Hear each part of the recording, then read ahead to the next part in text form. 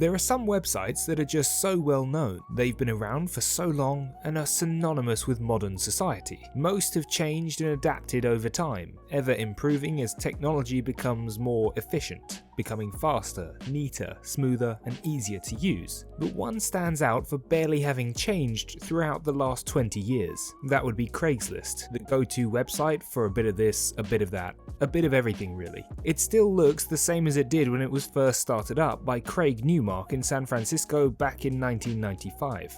The main difference now is the fact that it has over 20 million classified ads, 2 million job postings, and over 8 billion page views, ranking at 14th in the website charts in the US, behind Walmart and eBay. And with that growth has come great riches. But what is Craigslist? What is the story of Craigslist? And how does Craigslist make so much money?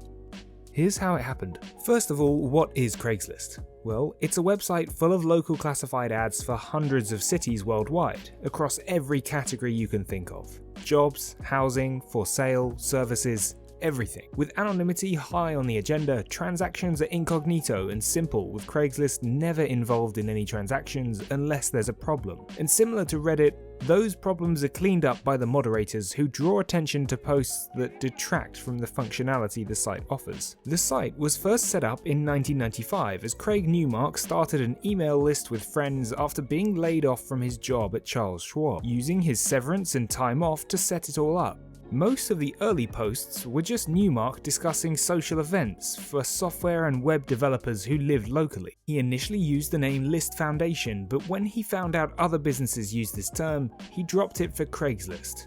But the word of mouth soon started after Craigslist.org was made live in the late 90s, and Craigslist began growing rapidly, with Newmark thinking this was a great way to reach people for jobs.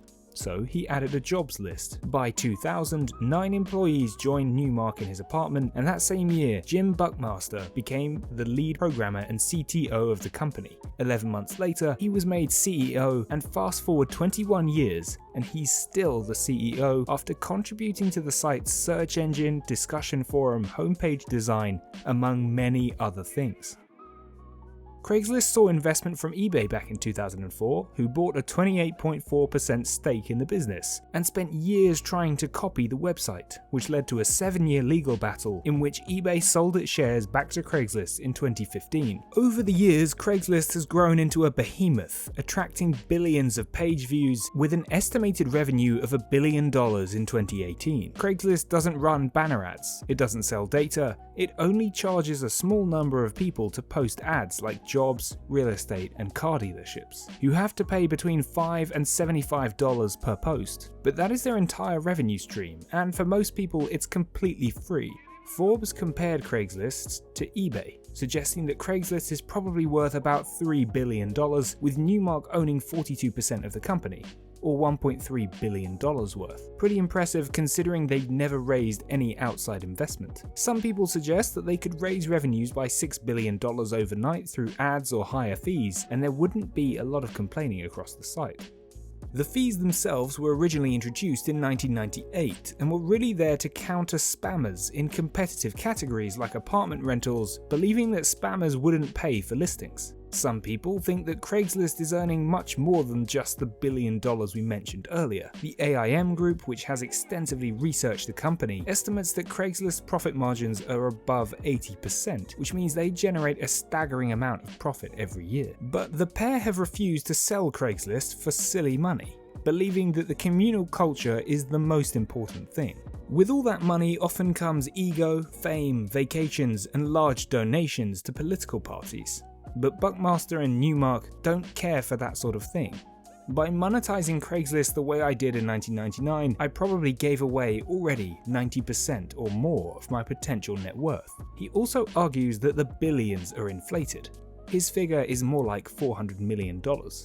The employees of the business are awarded equity, but they're aware that the business will probably never go public, so there's no secondary market for the shares. Newmark suggests that death is his exit strategy as he's committed to customer service for the rest of his life, feeling that it wouldn't feel right to sell out. Whilst Craigslist does have some amazing perks, it has been criticized in the past, predominantly because its anonymity means people get away with things like prostitution, human trafficking, scams, and other crimes. But Craigslist sees the anonymity as protection and privacy for their users.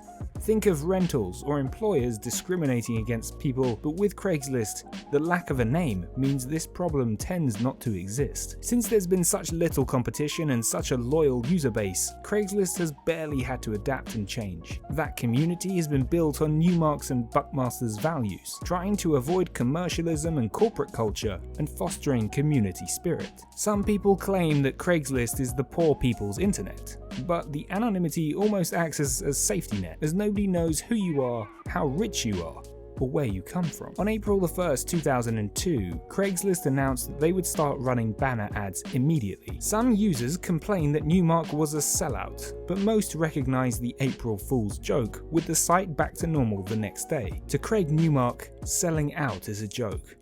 And that's Craigslist, and that's how it happened. Thanks for watching.